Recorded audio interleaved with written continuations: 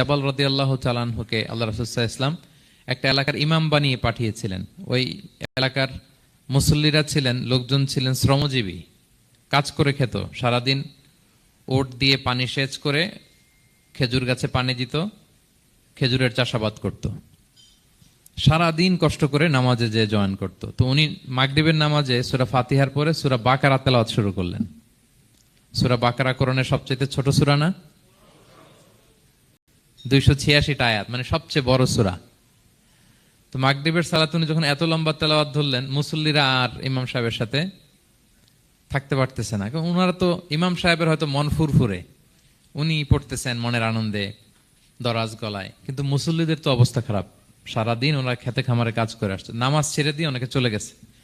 একা একা নামাজ পড়ে যে আল্লাহ রাসূল সাল্লাল্লাহু আলাইহি ওয়াসাল্লামের কাছে যে বিচার দিল, যে রাসূলুল্লাহ, দেখেন এমন একজন ইমাম আপনি অ্যাসাইন করেছেন আমাদের এলাকায়, মাগরিবের নামাজে উনি সূরা বাকারা পড়ে, আর আমরা হচ্ছে শ্রমজীবী। রাসূল সাল্লাল্লাহু আলাইহি ওয়াসাল্লাম খুব রেগে গেলেন। মুআয ইবনে জাবালকে ডেকে বললেন, হে মুআয, আফাত্তানুন আন, তুমি কি সমাজে ফিতনা ছড়াচ্ছ? তুমি জানো না এরা কারা?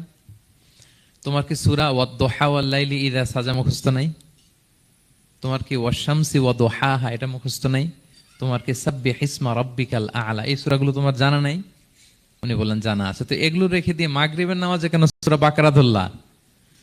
তোমার মুসল্লিরা তো শ্রমজীবী মুসল্লি। যখন ইমামের দায়িত্ব হচ্ছে পেছনে কারা আছে এটা খেয়াল করা। অনেক সময় ইমাম সাহেব আল্লাহু আকবার বলে যে নামাজ ধরছে, কি হচ্ছে পেছনে আর খোঁজ খবর নাই।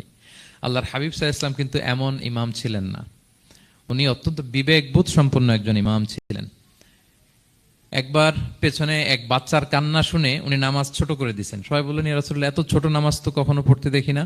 তখন রাসূল সাল্লাল্লাহু আলাইহি ওয়াসাল্লাম বললেন, একটা ছোট বাচ্চার কান্নার আওয়াজ আমার কানে এসেছে। আমার মনে হচ্ছে বাচ্চাটাকে সামলাতে নারীদের কাতারে একটা মায়ের খুব কষ্ট হচ্ছে, এজন্য নামাজটা আমি খাটো করে দিয়েছি। দেখেন কি চিন্তা চেতনা, পিছনে কি হচ্ছে সব রাসূল সাল্লাল্লাহু আলাইহি ওয়াসাল্লাম এটা খেয়াল করতেন। তো এই সূরার একটা ফজিলত আপনি জানলেন যে রাসূল সাল্লাল্লাহু আলাইহি ওয়াসাল্লাম সূরা ওয়াদ-দুহা ওয়াল লাইলি ইযা সাজা এটা তেলাওয়াত করতে বলেছিলেন মুআয ইবনে জাবাল রাদিয়াল্লাহু তাআলা আনহুকে। এটা কোরআনের 93 নম্বর সূরা। কত নম্বর? এটা মাক্কি সূরা, আর নাজিলের ধারাবাহিকতা অনুযায়ী এটা 11তম সূরা। মানে এই সূরার আগে আরো 10টা সূরা নাজিল হয়েছিল, তার মানে মক্কার একেবারে শুরুর দিকে এই সূরাটা নাজিল হয়েছিল। এই সূরাটা মুখস্থ আছে না অনেকের? কোরআনের যে সমস্ত সূরা আমাদের অনেকেরই মুখস্থ, তার মধ্যে এটা অন্যতম একটা সূরা। এবং দেখবেন যে ইমাম সাহেবরা প্রায় এই সূরা তেলাওয়াত করে। যে সমস্ত সূরা দিয়ে প্রায় নামাজ পড়া হয়, এর মধ্যে অন্যতম একটা সূরা হচ্ছে সূরাতুদ দুহা। তো এই সূরাটা শুরুর দিকে, একেবারে শুরুর দিকে নাজিল হয়েছে। তার আগে মাত্র 10টি সূরা নাজিল হয়েছে। তো নাজিল হতে হতে 10টা সূরা যখন নাজিল হলো, এরপর অনেক দিন রাসূল সাল্লাল্লাহু আলাইহি ওয়াসাল্লামের কাছে কোনো সূরা নাজিল হয় না। কয়দিন নাজিল হয় না? কোনো বর্ণনায় 15 দিন, কোনো বর্ণনায় 1 মাস, কোনো বর্ণনায় 2 মাস, কোনো বর্ণনায় 6 মাস, টানা 6 মাসের গ্যাপ ওহী নাজিল হয় না। আল্লাহর হাবিব সাল্লাল্লাহু আলাইহি ওয়াসাল্লাম তিনি ওহী মিস করতে শুরু করলেন, যে ঘটনা কি, কোরআন নাজিল হচ্ছে না কেন, হঠাৎ এত গ্যাপ কেন? ওনার মাথায় কয়েকটা জিনিস ঘুরপাক খেলো। একটা ঘুরপাক খেলো যে আমার কোনো কাজে আল্লাহ আবার অসন্তুষ্ট হলো নাকি, অথবা আমি কোরআনের আয়াত এই বাণীগুলো পৌঁছে দেওয়ার ক্ষেত্রে আমার কোনো গাফলতি হয়ে গেল নাকি, সামহাও কি আল্লাহর সাথে আমার কানেকশন এটা কি লুজ হয়ে যাচ্ছে, আমি কি কোনোভাবে আল্লাহ থেকে দূরে সরে পড়তেছি। রাসূল সাল্লাল্লাহু আলাইহি ওয়াসাল্লাম টেনশনে পড়ে গেলেন, চিন্তায় পড়ে গেলেন, কি রে ওহী আসে না কেন, আসে না কেন, আসে না কেন। এটা ছিল একটা দিক। আরেকটা দিক হচ্ছে আল্লাহর হাবিব সাল্লাল্লাহু আলাইহি ওয়াসাল্লামের কাছে কোরআনের আয়াত যাই নাজিল হতো উনি যে লোকদের কাছে প্রচার করে দিতেন। এখন নাজিল হয়েছে এখনই যে প্রচার শুরু, রাতে নাজিল হয়েছে রাতেই প্রচার শুরু, দিনে নাজিল হয়েছে দিনেই প্রচার শুরু, যখন নাজিল তখন প্রচার। কারণ আল্লাহ তাআলা বলেছেন, ইয়া আইয়ুহার রাসূলু বাল্লিগ মা উনজিলা ইলাইক মির রাব্বিক, আপনার রবের পক্ষ থেকে যা নাজিল হয়েছে প্রচার করেন।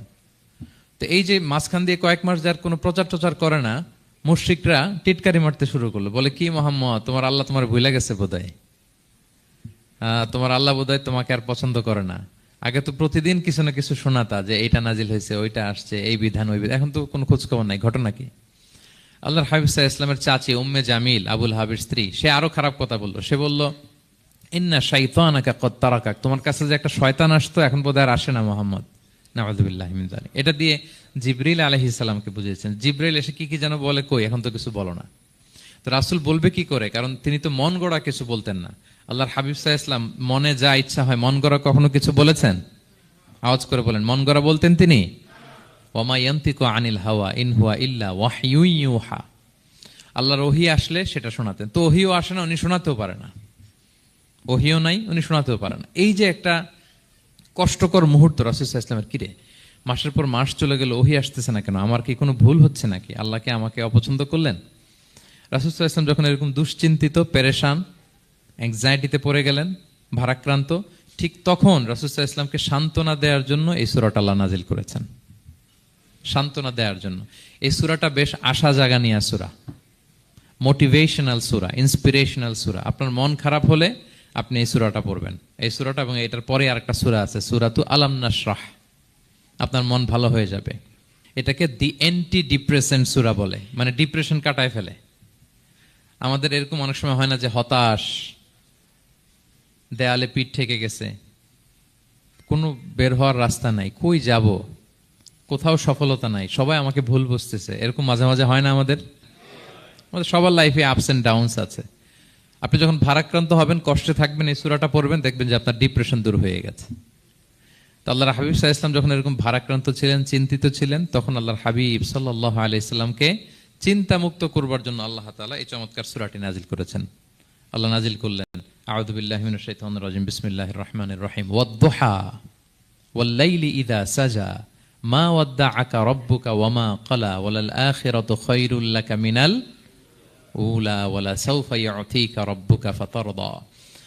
আল্লাহ তাআলা বললেন, ওয়াদ-দুহা, আলোর শপথ, ওয়াদ-দুহা, আলোর শপথ, ওয়াল-লাইলি ইযা সাজা, রাতের শপথ, যখন রাত নিঝুম নিস্তব্ধ হয়, মা ওয়াদ্দাআকা রাব্বুকা ওয়া মা ক্বালা, নবী হে, আপনার রব আপনার উপর অসন্তুষ্টও হয় নাই, আপনাকে ছেড়েও যায় নাই, আপনার রব আপনার সাথেই আছে। আলহামদুলিল্লাহ।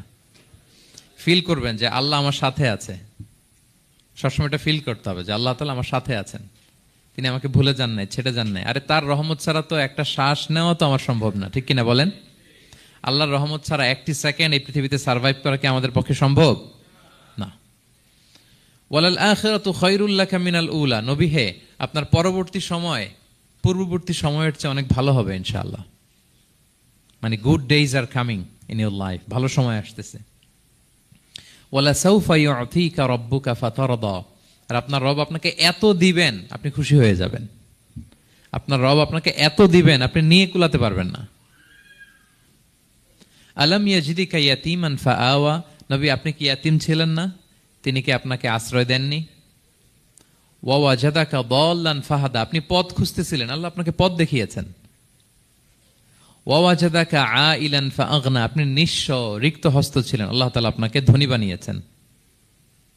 ফাআম্মাল ইয়াতীমা ফালা তাকহার, খবরদার এতিমের সাথে কখনো কঠোর হবেন না।